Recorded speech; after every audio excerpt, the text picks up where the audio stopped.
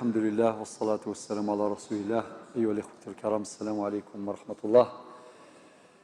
وقد درس 47 من دروس الفقه المالكي، وعنوان درس اليوم أحكام الصيام.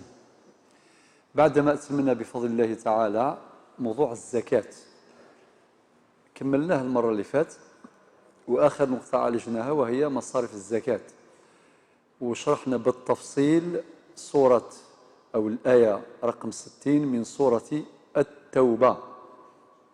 8 أصناف اللي رب سبحانه حددهم مستحقين للزكاة. 8 أصناف شرحناهم، وفهمنا بأن الزكاة هي عبادة مالية وعبادة اجتماعية، وتحقق مقاصد كثيرة: مقاصد إيمانية، مقاصد تربوية، مقاصد اجتماعية، مقاصد نفسية، مقاصد تربوية وغيرها، واقتصادية وغيرها من المقاصد. اليوم أحكام الصيام، وما يفصلناش كثير عن استقبال الشهر الفضيل، شهر رمضان المعظم، ونجزئ الحلقة أو الموضوع إلى حلقتين، إلى جزئين. اليوم الجزء الأول نتناوله اليوم. الجزء الثاني فيه يعني دقائق فقهية نشرحها في الدرس القادم، تتعلق بأصحاب الأعذار مثلا، باش نفهموها مليح. المريض، واش من نوع المرض اللي يسمح بالإفطار، وكذلك السفر، واش من نوع من السفر، وغيرها من المسائل، والعجز وغيرها من الأمور والمشقة وكذا. هذه الأمور كلها نناقشها في الدرس القادم، مع ما يتعلق به أيضا من القضاء وغيرها من المسائل. اليوم نبدأ بالتمهيد. أقول وبالله التوفيق. عبادات الإسلام شاملة، يعني واحد كي ينظر لها نظرة علمية منهجية يلاحظ أن هذه العبادات شاملة. ربي قال: وما خلقت الجن والإنس إلا ليعبدون. سورة الذاريات: وما خلقت الجن والإنس إلا ليعبدون. وقال ربي أيضا في آية أخرى: وما أرسلنا من قبلك من رسول إلا نوحي إليه أنه لا إله إلا أنا فاعبدون. ونكرر في سورة الفاتحة باستمرار: إياك نعبد وإياك نستعين. إذن العبادة، ولكن هي عبادة شاملة، فيها ما يتعلق بالجانب بالصلاة. درسنا كل أنواع الصلوات: الصلاة، صلاة الفريضة، المفروضات والسنن والنوافل وغيرها من الصلوات، وعندها مقاصد كثيرة جدا شرحناها.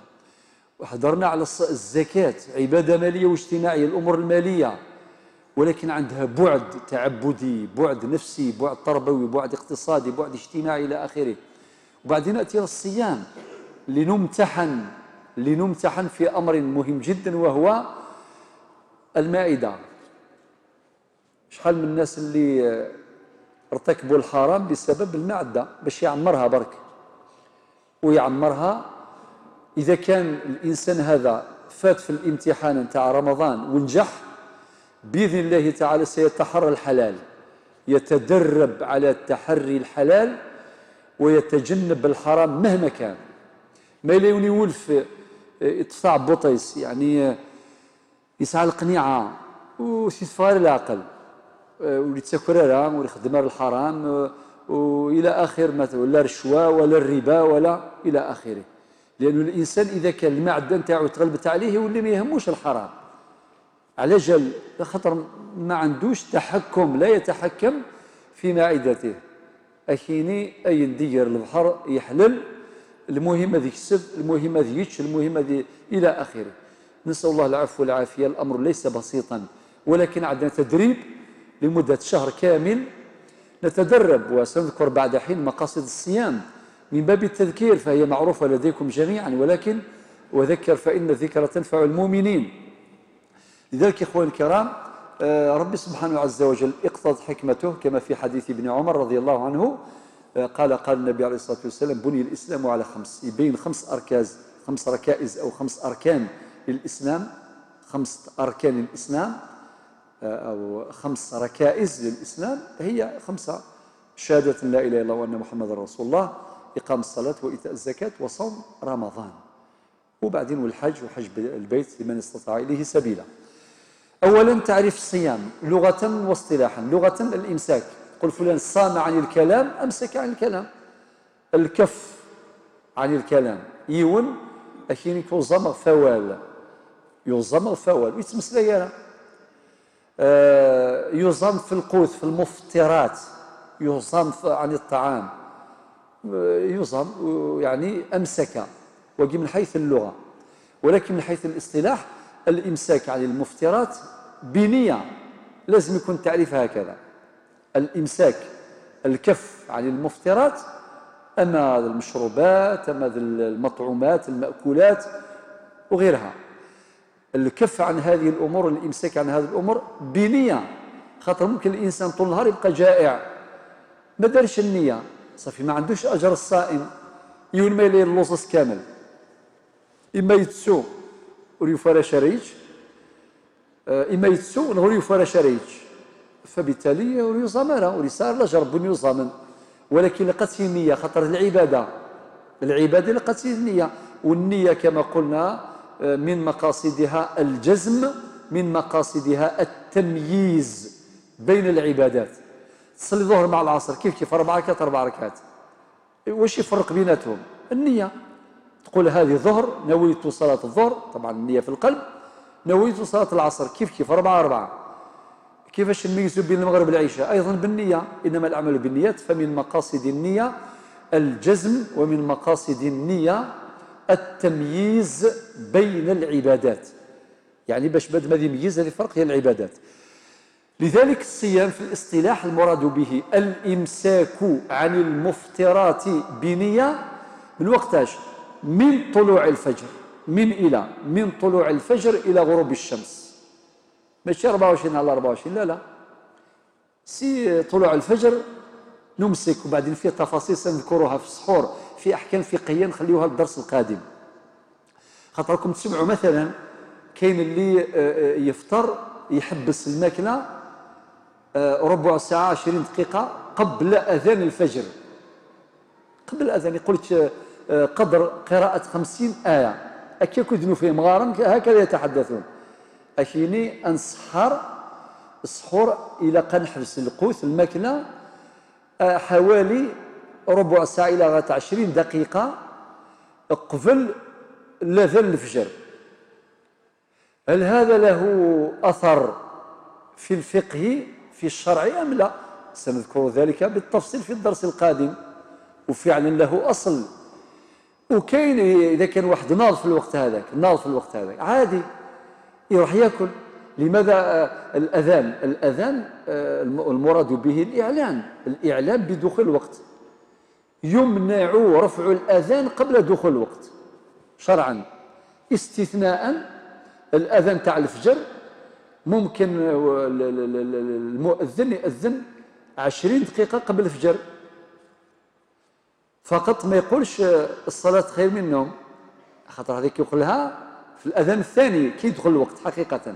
كيفاش نفرق بين هذا وهذا؟ وفي الحرمين الشريفين شحال يأذنوا على كدا؟ ساعة قبل الفجر. الله يبارك. الناس اللي كان راقد ينوض، اللي كان بعيد باش يلحق للحرم. أجمعة الخير دعوة كبيرة، 100,000 ركعة، 100,000.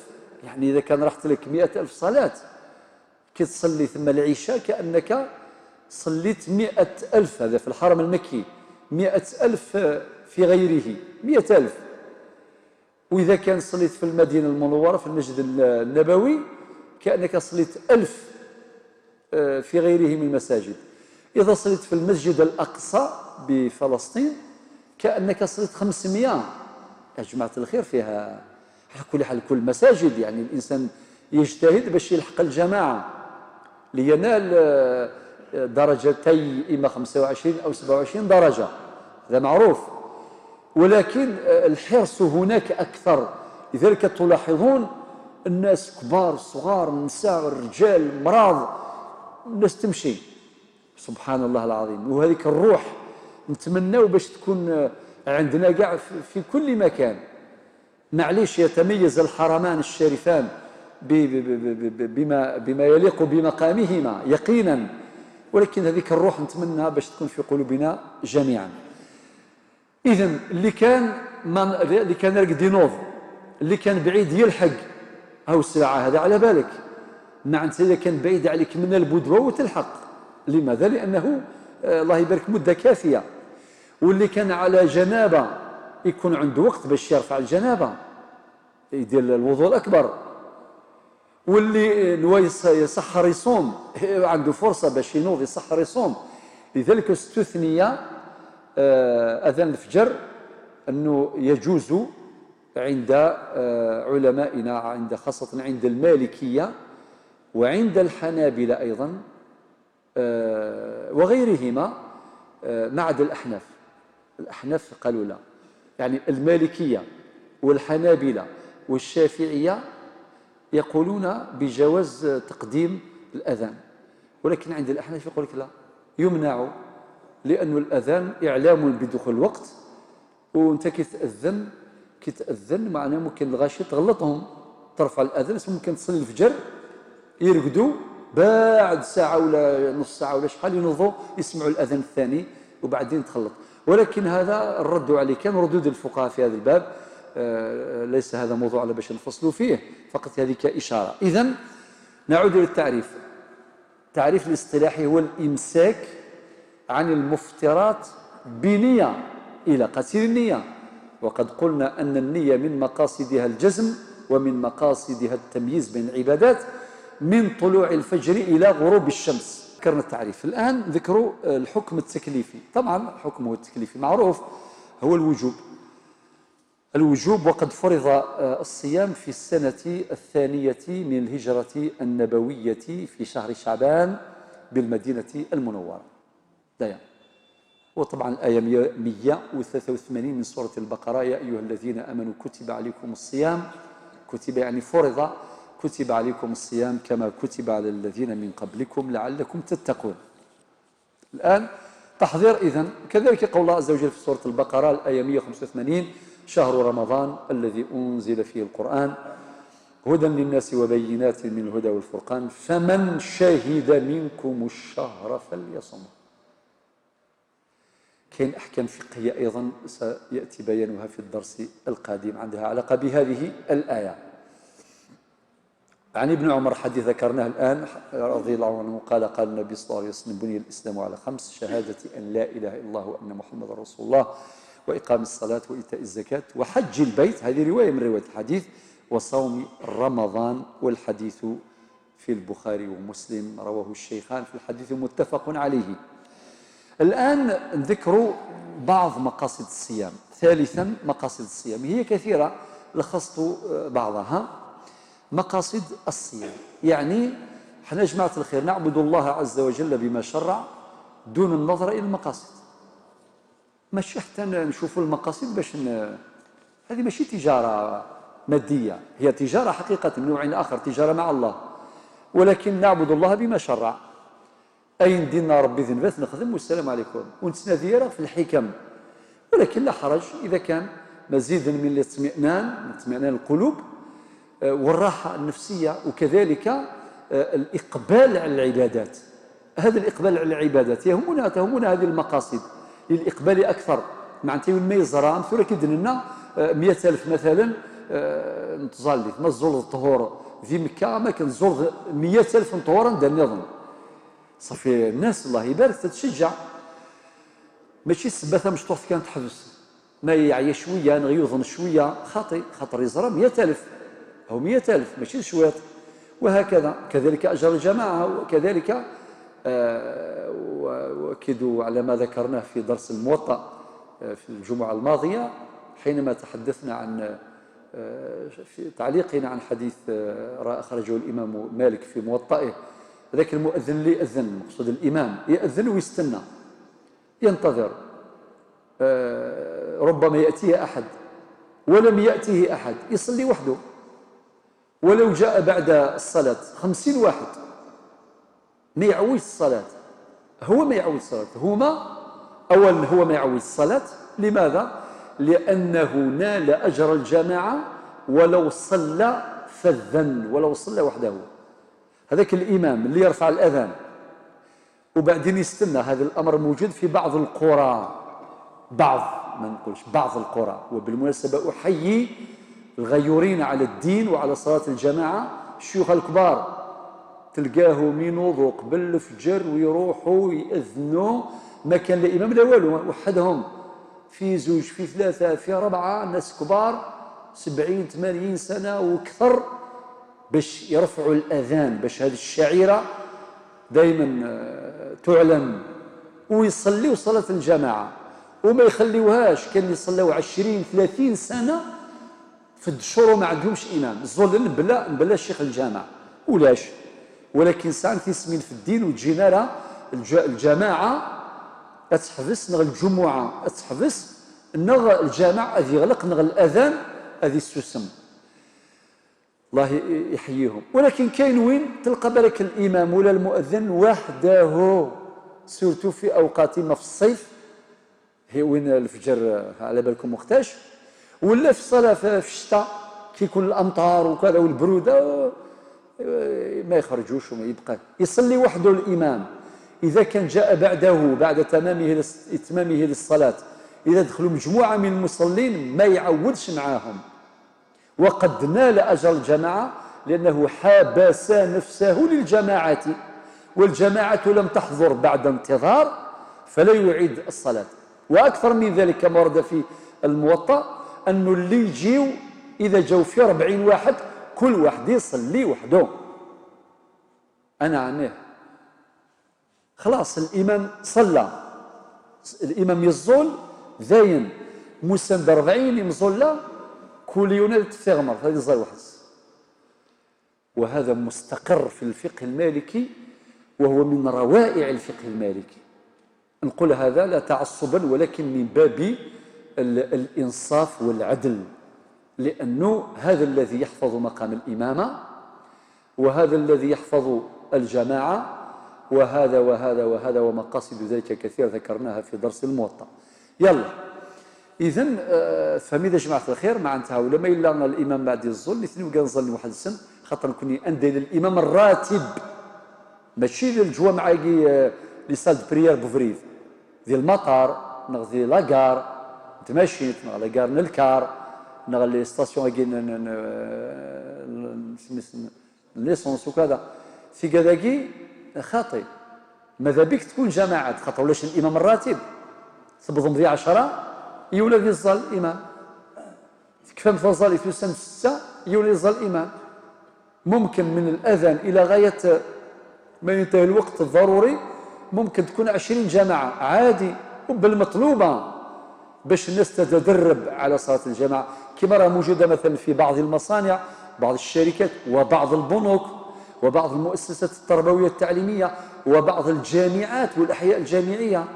نقول كل شيء بعض، خاطر للأسف كاين أماكن وينها حصرة صح لك ما كاينش مين با بتيت صلاة كذا صاد بريير يقول لك لا ما كاينش، ما كاينش.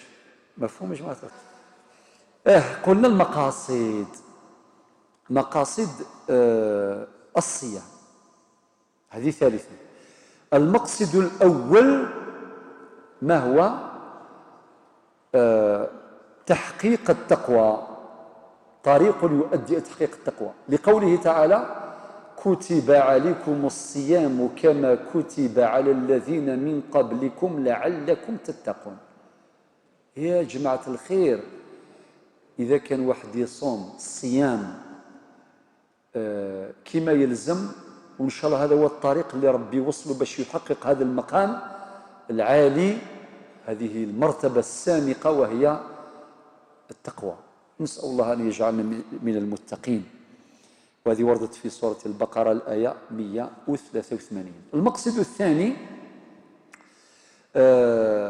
هو ورد في الحديث كل عمل ابن آدم له إلا الصوم فإنه لي. سبحان الله، هذا حديث أبي هريرة. شوف ربي سبحانه عز وجل قال كل إنسان يعمل أي عمل فهو له، كل عمل ابن آدم له إلا الصوم فإنه لي. هذه الإضافة كما يقول العلماء إضافة تشريف، ربي شرف الصيام خاطر ممكن الانسان قادر يفطر وياكل وكذا وكذا ويتظاهر امام الناس انه صائم، هو شرب بالماء ولي جو كلش. اذا كان دعوه سخون يقول الله يا اليوم ما هكذا يقول. قال لك مره واحد كي كان الصيام جا في الشيخ كبير الحاصل يعني كما نقولوا البو رمضان بين قوسين، العباره ماشي صحيحه.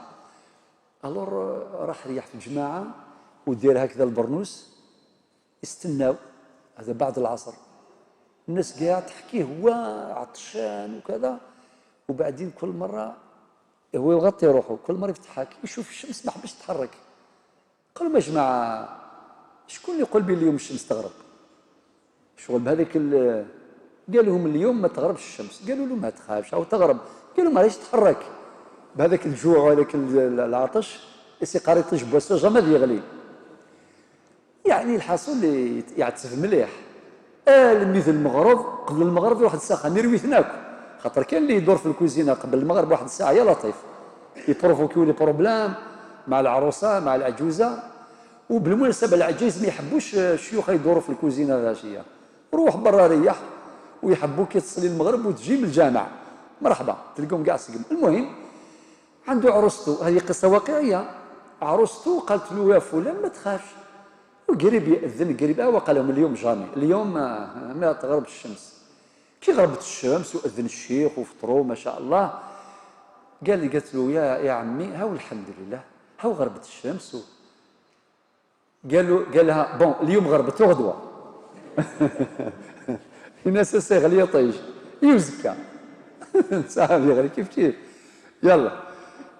ربي سبحانه إذن في هذا الحديث القدسي أضافه قال إلا الصوم فإنه لي، وهذه إضافة تشريف، وأنا أجزي به. معنى ربي سبحانه عز وجل هو الذي يجازي به، وادخل فيه طبعا النية وكذا وكذا، وفي أمور لابد أن نحافظ عليها، خاطر هذاك واحد يصوم ولكن معمر بلي فيكتيم، عنده ضحايا، كل واحد شحال في النهار اللي جا في طريقه، والعشيه كي يشرب الماء يتفكر كاع لي فيكتيم نتاعو كاع، يقول يا عجابه واش درت اليوم، يجي هكذا شغل شريط. لذلك واحد درك مليح كي جرى الدرس نتاع رمضان درك قبل رمضان باش ان شاء الله نهيئوا روحنا لصيام هذا الشهر الفضيل، ان شاء الله نسال الله ان يبلغنا رمضان. إذن فالصوم أضافه الله عز وجل إلى نفسه، وهذه إضافة تشريف، ولم يعبد بالصوم إلا الله سبحانه وتعالى كما ورد في الآثار. ثم كاين مقصد ثالث وهو مهم جدا، هو مقاصد تربوية. باش نختصر الكلام نقول مقاصد تربوية. وش معناتها؟ منها التحرر من المألوفات. درك حنا والفنا اشرب وكل قهوه تاع الصباح وكذا، هذه كلها مألوفات، والغداء والقهوه تاع العشيه. وكاين من الناس اللي يقول لك القهوه تاع العشيه ضروريه ولا لا. يا اخي بكري الشيخ كشك الله يرحمه بالك رويتها لكم، زرته في سنه 84 كعرب لي جزائري، اول اتصال بيني وبين الله يرحمه. انت منين؟ قلت من الجزائر. طبعا هو اعمى ولكن بصيرته الله يبارك منوره. قلت من الجزائر، وقرأ لي قصيده كامله وحفظت منها حوالي 10 أبيات من القراءه الاولى. هو يقرا وانا نحفظ، دخلوا في راسي. تبدا هكذا، هو يعرف عدد الشعوب ويديرها شعرا. قال افضل ما يؤكل في بلدتنا طعام الكسكسي. هو يحكي على سكسونا. قهوتان في الصباح وفي المساء، القهوه نتاع الصباح ونتاع العشيه، ومن زاد عن ذلك فقد اسى. يعني ما يلزمش يكون عنده ليكسي. المهم الله يرحمه، قلت له يا شيخ جزاك الله خير، راك حكيت على العادات نتاوعنا بالشعر، وزاد اكثر من ذلك. قال انتم الجزائريين تحبوا القهوه نتاع الغلايه تاع غلايف، ماشي القهوه كي براساكي. وانك ربي يعلم الله ما نشربها كاع، نشربها غا الصحه. قال لهم تجيبوا له نتاع الغلايه. شربتها بالبيستون، اول مره نشرب قهوه واخر مره في حياتي شربتها. ابري اللي يقول لي تشرب قهوه نقول له راهي نتاع كشكانه ما نخلطهاش، خليها برك، هي الأولى وهي الأخيرة، الله يرحمه. يلا. إذن مقاصد تربوية، التحرر من المألوفات. هذاك اللي موالف يشرب يولي ما كان والو. نتكلم على المألوفات المباحة، ما نتكلمش عليك الدخان والشمة. هذيك لازم واحد يتخلى عليها، هذيك لازم يتخلى عليها. وكاين الشاطرين اللي بروفيتيو شهر رمضان يقول له هذا هي الخرا، يخليها وربي يوفقه شهر رمضان. بعد شهر رمضان يولي ما يتكيف ما والو، لا دخان ولا يولي ساعة يسمي الشمة. كيف ان شاء الله ربي يوفق الجميع اللي راهم عندهم هذه العادة السيئة جدا باش يتخلاو عليها ان شاء الله. اذا كذلك من المقاصد التربوية وهي كثيرة، التعود على الصبر. أجمعة الخير رمضان يدرب على الصبر، يتدرب على الصبر. وكذلك إشعار الصائمين بنعم الله. هذا الماء ربي قال وجعلنا من الماء كل شيء حي. سورة الآية يلا صحيت 10/10. أي قلت لكم أنتم شاطرين. 10/10 30. وجعلنا من الماء كل شيء حي. هذا الماء درك نشربوه نورمال. على بالك النعم المألوفة ما نحملوش ربي بزاف عليها، خاطر والفنا. كريم نوض وقف ريح عادي، درك لامورتيسور نتاعو عادي. مي راه نعمة كبيرة أنا صارت واحد النعمة. ناضو كاين واحد اخر باش ينوض شحال لازم له يتكا، ولازم ترفدوه، ولازم وكاع جيتوا على رجليكم، كاع جينا على رجلينا. وهذاك اللي يمشي بلا شيز رولونت، اللي يمشي بالكرسي متحرك، الحمد ربي ولا لا اله الا الله محمد رسول الله. النعم المألوفة دي فوا ما نعرفوش قيمتها.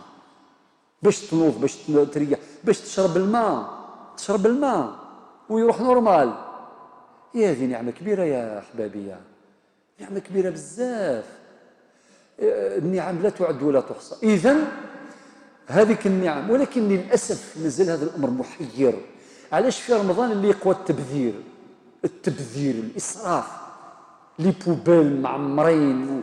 لماذا؟ سؤال كل واحد من يطرحه على نفسه. علاه؟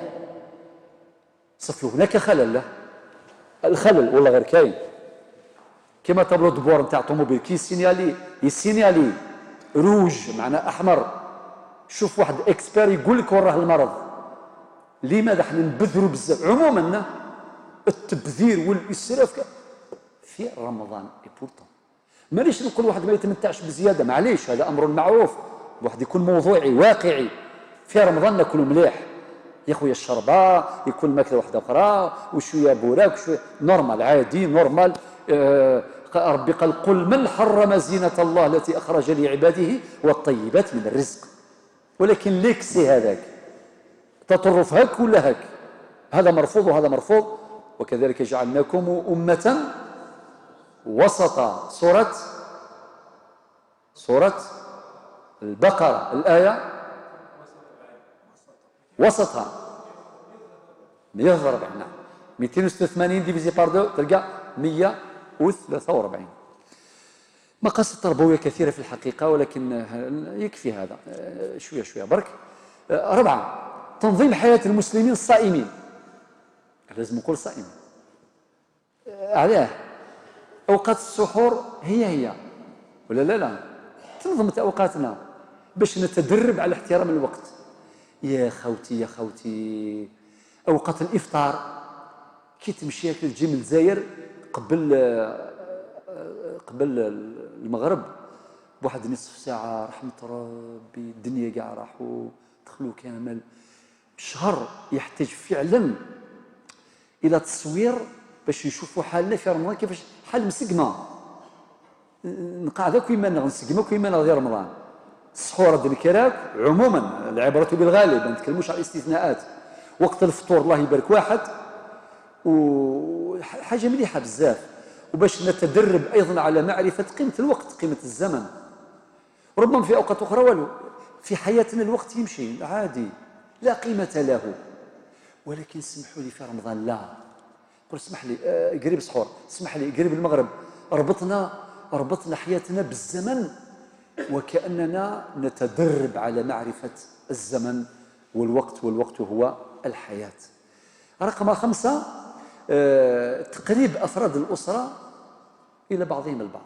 بيان سور الأسرة درك بقى على خير ثواشولت أمك ثواشولت زي كان تسملي لي مليح مي يخص يونو عقال يخص الشفاء وقد يشفى مما لا يون ذا غريب السجنة موريس يعني سي سيمبول ما كدين بطريقة رمزية يعني غصب ما يلحقوش، ولكن جس الحقيس أزكى نثي شو الميت يكتب أثيج الحقيس ثوا شو تتسملي لي نتسملي لي فرق غير زمان لو كان نديروا برك إحصاء شكون اللي تعشى مع نتغدى بون سورتو الغدا يتعشى مع عائلته خلال 11 شهر، وتقريبا سرار قليل كل واحد وقتاش يتغدى. كاين يتغدى في 11، كاين يتغدى في 12، كاين يتغدى في 1:11، كاين في 2، كاين على 4. والعشاء يبدا من المغرب وروح حتى ل 12 تاع الليل 1 نتاع الصباح مخلطين كاع. الور في رمضان ومن تشوفوا هكذا كاع لا فامي الشيخ يقول الله اكبر نصليو المغرب من بعد ناكل هذيك الشربه هذيك الدقائق. وطبعا هذا ايضا هم كبير، نسال الله ان يغير حالنا الى احسن حال. اذا من مقاصد الصيام جمع شتات الاسره. 6 هناك مقاصد اجتماعيه منها مواساة الفقراء. تتفكر الفقير اللي إذا جمعت الخير الحمد ربي أنا عمير قصدت باش نقول العبارة باسكو نشوف صغار باش يعرفوا باللي كيطلق عندك باباك وعندك يماك وعندك جدك وعندك جداك. وطبعا ثم درنا خدمة خطيرة بسيكولوجي نتاع هؤلاء. هو ما عندوش باباه ويماه، ممكن تقول له لازم تحترم باباك ويماك راك تجرحه، هذا داخل فقه الدعوة. لازم تقول أنت كاين ربي، أنت تنجح، شوف القدام، أنت تولي إنسان ناجح، قوي شخصيتك، ثقتك بربي، خاطر حاجة أخرى ما عندوش مسكين. فهمت المسألة كيف؟ لا حول ولا قوة إلا بالله. إذن يا جماعة الخير اسمحوا لي على هذه الأقواس. إذن كنا نتكلموا على مقاصد اجتماعية، مواساة الفقراء. هذوك الفقراء اللي صايمين 11 شهر هم في رمضان، على الأقل في رمضان ما يلزمش يعيش الجوع. ودرك ما عندناش غير الفقراء نتاعنا، عندنا ميم المشردون اللي جايين من إفريقيا، اللي جايين من سوريا هذه من الجنان نتاع الدنيا اللي زارها على باله. لو شفتوا سوريا، شفت الأمة كيف هذه الأمة اللي المفروض تكون عزيزة وشريفة، ولكن للأسف الأمة ذوك الآن تلقاهم وشفتوهم كامل في الطريق، عائلة سورية وكذا وكذا. لا شفتوا الحال. لكن يا إخواني نغتنم هذه الفرصة باش نقولوا إن شاء الله ما يبقى حتى واحد محقور ولا واحد جائع ولا واحد مشرد، على الأقل في هذا الشهر الفضيل. مقاصد اجتماعية تمهيدا لتفكير جدي لمعالجة ظاهرة الفقر والتشرد، وهذا الأمر ليس مستحيلا. ماشي ذي المحال باش نذاوي الفقر كي، والله ما ذي المحال. ذا الراي كان إذا قنصعوا الراي حكاما ومحكومين، إذا قنصعوا الراي ذا يخصهم أي غلام ثوذرينا دا ثدارت ولا شي قليل نهائيا. فعلا ما كاينش شي قليل، أي غير خاطر مجماعة نسدوكلن وكذا الاستاتيستيك وكذا شكون الفقراء المغابن المرضى وكذا يوصلوا للخير نتاعو بكرامة، لأن الحفاظ على كرامة الإنسان أمر مطلوب شرعا. المقصد السابع مقاصد صحية، وهذه معروفة كاع الأطباء نتاع الدنيا يهضروا عليها، كاين المسلمين كي غيرهم. ولا لا راحة نتاع المعدة 11 شهر وهي ماشي قانا كنين ترحي المصطلح. يا سيدي مقار في هذاك الشهر نعطيو لها الراحة. وكذلك في حاجة مقصد صحي، ما هو إعلاء الجانب الروحي على الجانب الجسدي. خاطر الإنسان فيه روح وجسد. أنا عميه كيفاش يقول: يا خادم الجسم كم تسعى لخدمته، أتطلب النفع ممن فيه خسران، أقبل على النفس واستكمل فضائلها، فأنت بالروح لا بالجسم إنسان، وامدد يديك بالله معتصما، فإنه الركن إن خانتك أركان. نخليو هذاك الجانب الروحي يمشي، لأن الصيام أيضا عندنا مقاصد الله يبارك الروحية هذه تقويها مع المحاريب، الله يبارك المنابر التي هذه المحاريب وصلاة التراويح وتلاوة القرآن. خير ربي الله يبارك. مقاصد، إذن قلنا مقاصد صحية، هذه رقم 7. درك وين نزيدوا لازم نلخص لأنه فيه كلام كثير كثير كثير، فأكتفي ربما. هذه مقاصد صحية. إذن درك نروح إلى مقاصد إيمانية. مقاصد إيمانية أشرتها في المقدمة، لكن معليش نفردها على مقاصد يرتقي الإيمان ولا لا. كيما رانا قاع في رمضان، لأن يرجو هذيك الله يبارك ما شاء الله قوية جدا. علاه؟ أخاطر عندنا الصلوات عموما نحافظوا على الصلوات أكثر من سائر الأيام عموما، والجوامع معمرة، صلاة الجماعة الله يبارك الجوامع ما شاء الله تشهرهم. الرنويس تلاوة القرآن، تلاوة القرآن بطريقتين. أولا الورد نتاعنا جاب لي ربي ما كانش شهر نقرأ فيه القرآن كما شهر الصيام. العلماء منهم الإمام مالك يعني كي يجي رمضان يحبس الكتب يطلع في القرآن الكريم مباشرة. صافي عندنا ورد على الأقل نختموه مرة في الشهر، واللي قدر أكثر الله يبارك. وزيدوا نختموا مع الإمام في صلاة التراويح، وتلقى الجوامع معمرة صلاة العشاء وصلاة التراويح، وكاين يكون تهجد الله يبارك. من الطاقة نتاعنا الإيمانية تزيد. ولكن حدثوني عن أول صلاة بعد صلاة العيد. قال خير. المشكلة صافي ستاج براتيك هذاك نديرو تدريب لمدة شهر لابد أن نحافظ. كاين مقاصد أخرى وهي مقاصد اقتصادية، واكتفي بهذا. اقتصادية، درك السؤال المطروح: هل ميزانيتنا كيفاش تكون في رمضان؟ نكونوا موضوعيين، معليش تزيد شوية، خاطر عندنا لا غالب واحد الإنسان يصوم وكذا يحب ياكل شوية حاجة زيادة مليحة، عادي. ربي عطانا ننفق، إن الله يحب أن يرى آثار نعمته على عبده. اتفقنا؟ ولكن هذيك المغالاة، هذيك الغلو، هذاك التطرف هو اللي مرفوض. في غادي نيغ معليش هناك ذي شيء للهم ديال رمضان باش يسكور ما شاء الله، ولكن لابد أن نأخذ في الحسبان هذا المقصد الاقتصادي، لابد أن يكون حاضرا في حياتنا ونحن في رمضان. أنا جماعة الخير نحاول مباشرة نروح إلى رابعا، نتكلموا على أنواع الصيام. نلخصها. ألف: الصيام الواجب. كاين الصيام الواجب. أول هذا الصيام صيام رمضان، هذا واجب، كتب عليكم الصيام وقيد الواجب. إما يكون أداء أو قضاء لأصحاب الأعذار. هذا سيأتي البيان في الدرس القادم في هذه النقطة إن شاء الله. معناه ينادي يصوم، ولكن ما إلا يهلك أذيش ويزمر أذيش من 100 دار رمضان في قضاء صافي. القضاء إذا واجب، أما إذا كان في قضاء قبل يزيو سكاس، إلا إذا كان العذر قائما. بالنسبة للرجال كان مريض وما زال مريض وكذا وكذا، ولا في النقاهة وبعدين مرض وبعدين، ولا بالنسبة للنساء كانت حامل وبعدين وضعت وبعدين ترضع، وقد يتوالى عليها الحمل والإرضاع وتبقى بلا صيام، لا تقضي أيامها إلى أن تزول هذه الأعذار. ممكن 3 4 5 سنوات عادي، وما عندهاش مين با فدية التأخير. لماذا؟ لتوالي الأعذار عليها، توالى عليها الأعذار. هذه البيان سيأتي التفصيل إن شاء الله في الدرس القادم. طيب إذن صيام رمضان إما أداء أو قضاء، كما في سورة البقرة ومن كان مريضا أو على سفر فعدة من أيام أخر.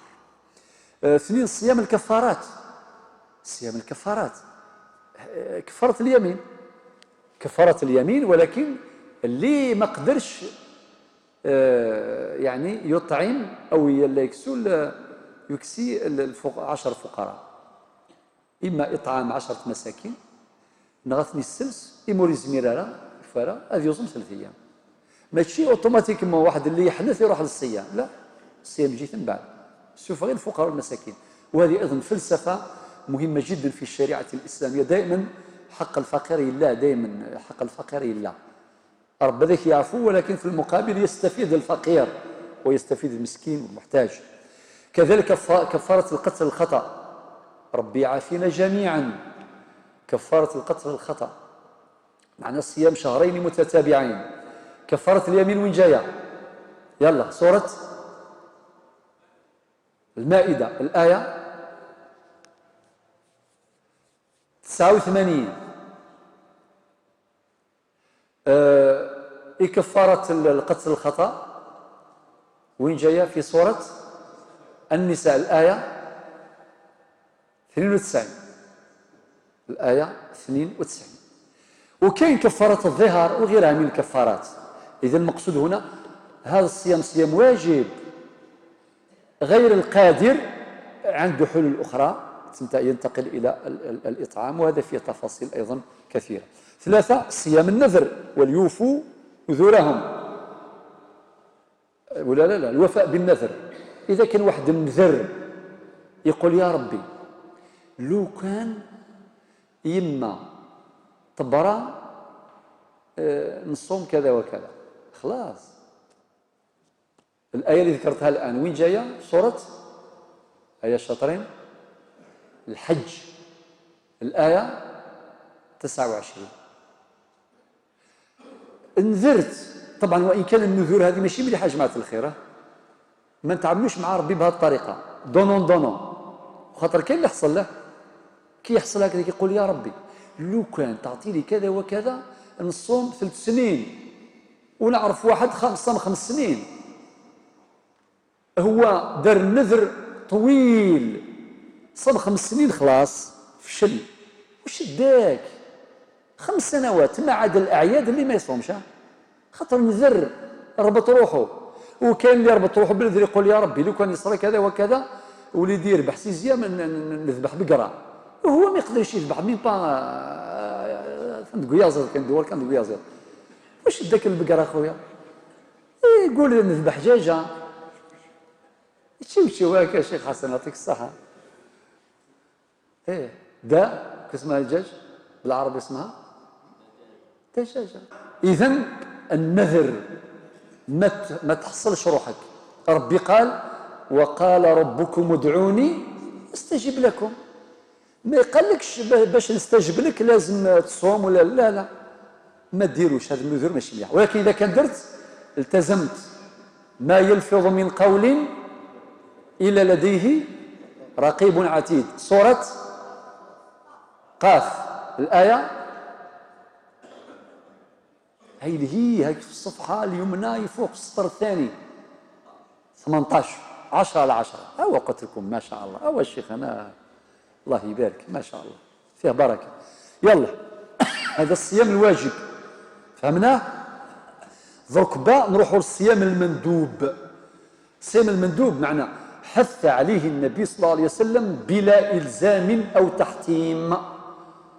النبي عليه الصلاة والسلام حث عليه، ولكن ما قالش ماشي على سبيل الإلزام، لا. وانتم عرفتوا الندب كحكم من أحكام من الحكم التكليفي، من أنواع الحكم التكليفي. إذن اللي داروا الله يبارك عنده حسنات، ما داروش ليس عليه شيء. نقولها بسرعة. شهر محرم، اللي يصوم شهر محرم يسعد، فيه أحاديث تحثنا على صيام أيام وشهور معينة سأذكرها تباعا بسرعة. شهر محرم، وطبعا هو الشهر الأول في السنة الهجرية. شهر محرم بعدين وش يجي بعد محرم؟ بعد محرم وش يجي؟ الشهر اللي يجي صفر. هو لازم تقوله. هو كمل يا وليدي، كمل.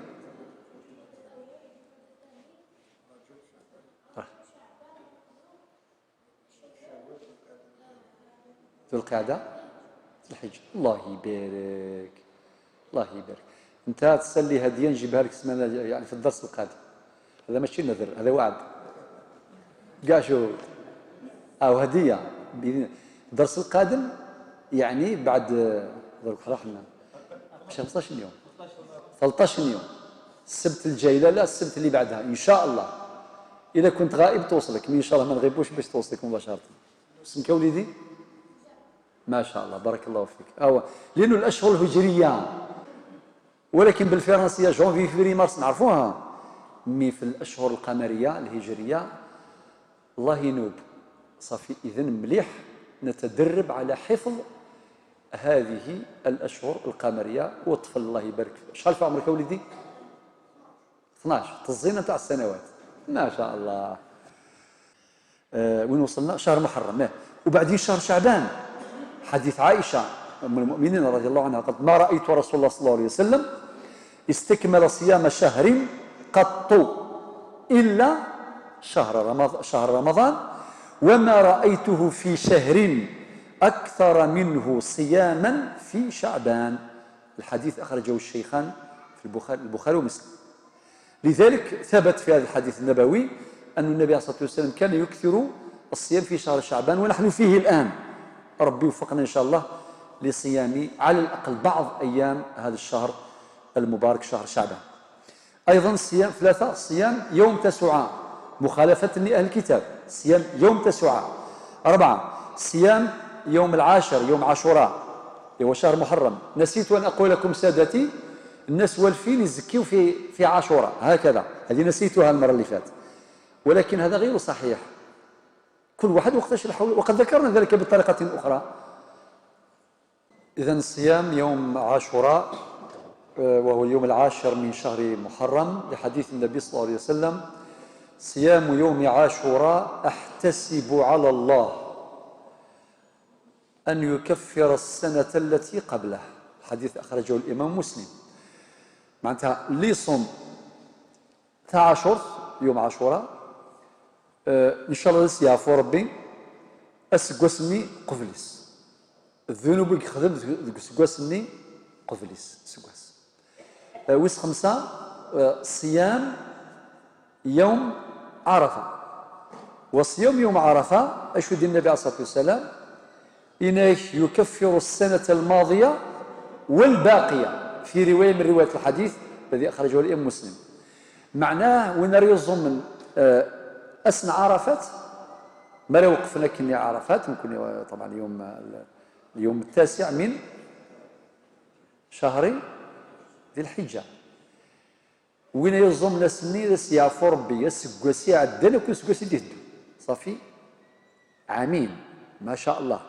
استثمار، هذا مشروع استثماري مع الله جل جلاله.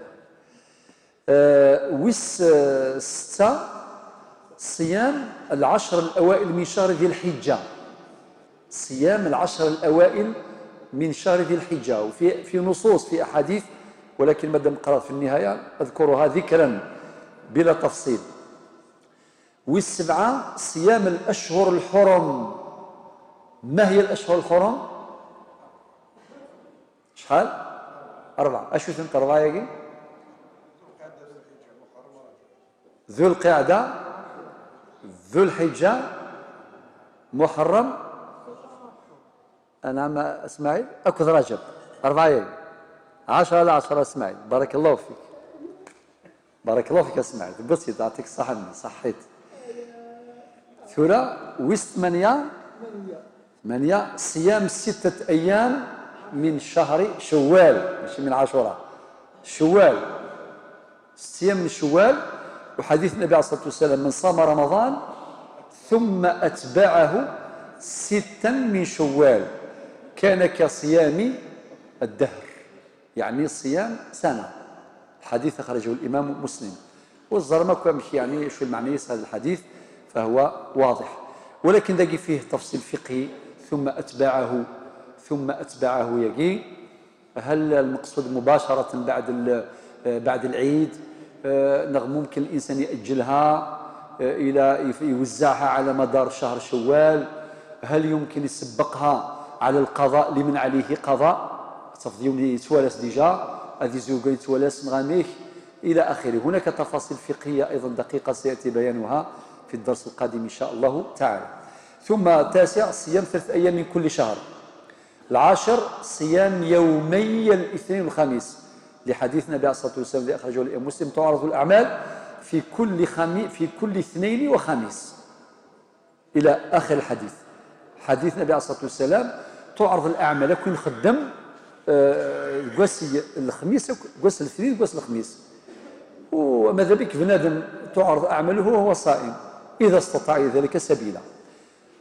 بقى 10 في الصيام المحرم إلا صيام يومي العيد، معناه يوم الفطر ويوم الأضحى، لنهي رسول الله صلى الله عليه وسلم عن صيام يومين كما ورد في الحديث: يوم الفطر ويوم الأضحى. والحديث أخرجه الإمامان البخاري ومسلم. لقرب دم الجزارة الأحرام هذا يظن بنادم العيد أم شطوحنا العيد أم قران. والسين الصيام المحرم صيام أيام التشريق. أيام التشريق بالنسبة هذه بعد الأضحى، هذا بالنسبة للحاج هو اللي ممنوع عليه. الحاج اللي حج، نعم هيه، نعم، خاصة لهؤلاء، وكذلك الباقي، لحديث النبي عليه الصلاة والسلام: أيام التشريق أيام أكل وشرب وذكر الله. الحديث متفق عليه. في مسائل فقهية نخليوها السمانة الجاية الدرس القادم إن شاء الله. 3 صيام الحائض والنفساء. المرأة كي تكون حائض وتكون نافسة يحرم عليها الصيام، ولكن فيه تفاصيل أيضا فقهية مهمة بالنسبة خاصة للحائض، النساء اللي عندهم اضطراب في العادة الشهرية كثير في شهر رمضان.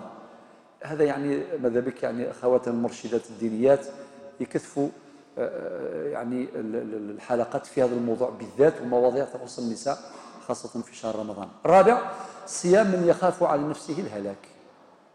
إذا كان واحد خايف على روحه من الهلاك يحرم، حرام، ما يلعبهاش هذيك زعما الرجله وكذا يقول لك نصوم. لذلك حنا الله يبارك رمضان عنده الزهر بزاف عندنا في بلادنا. كي يجي الشيخ ولا طبيب يقول للمريض يقول ما تصومش، يقول له كيفاه 45 سنه وانا نصوم ودرك ناكل. وعلى بالكم يعني معاناه كثيره نفسيه، ولكن حكم الشريعه اولى بالاعتبار. لذلك هذا امر محرم. وقد قال ربنا في سوره 3 نقاط: ولا تقتلوا انفسكم ان الله كان بكم رحيما. سورة النساء، الآية شوية برك تلقاوها، الآية 29. الآية 29 من سورة النساء: ولا تقتلوا أنفسكم إن الله كان بكم رحيما. دال الصيام المكروه، منها صيام يوم الشك وهو يوم 30 من شهر، شكون شهر؟ شعبان. أعلاه إذا كان يعني فيه الغيوم وكذا ولم يره إلى آخره من باب الاحتياط. ولكن في استثناءات لهذا الذي مثلا موالف عنده صيام معتاد يصوم الاثنين والخميس وكذا تحت الخميس عادي، بالنسبة له، بالنسبة إليه يجوز. بالنسبة لقضاء رمضان واحد يقول لك حبيت نقضي قبل ما يجي رمضان، بقى النهار خليه يكمله عادي، يجوز له، هذا استثناء. ليكسبسيون كونفيرم لا ريغل. هنا من الصيام النذر يقول لازم نصوم كذا وكذا، وصل 30 يصوم عادي. صيام كفارة اليمين إذا كان لمن على حسب الآية 89 من سورة المائدة. وكذلك اليوم الثاني الذي يكره صيامه إفراد يوم الجمعة بالصيام، ولكن عند المالكية يجوز، ولكن إذا خصصه فقط، إذا خصصه يعني في تفاصيل فقهية نخليوها الدرس القادم. كذلك إفراد يوم السبت، المالكية عندهم رأي في الموضوع. نذر صيام الدهر أيضا فيه مشقة كبيرة جدا، هذا صيام مكروه. وكذلك صيام 6 أيام من شوال، يعني إذا كانت موصولة بيوم الفطر مباشرة. كاين اللي القدران تاع الشربة راهي موجودة، ليكسيبسيون تاع نهار العيد غدوة من ذاك كاع لا فامي، واحد يدرب هكذا دائما ماشي مليح يا جماعة الخير. المالكية عندهم واحد الباب اسمه سد الذرائع، وإلا مع الوقت يقولوا بلي هذو بالوجوب، وكاين اللي يعتبر كأنه واجب. أيضا فيه تفاصيل فقهية سنذكرها في الدرس القادم إن شاء الله تعالى.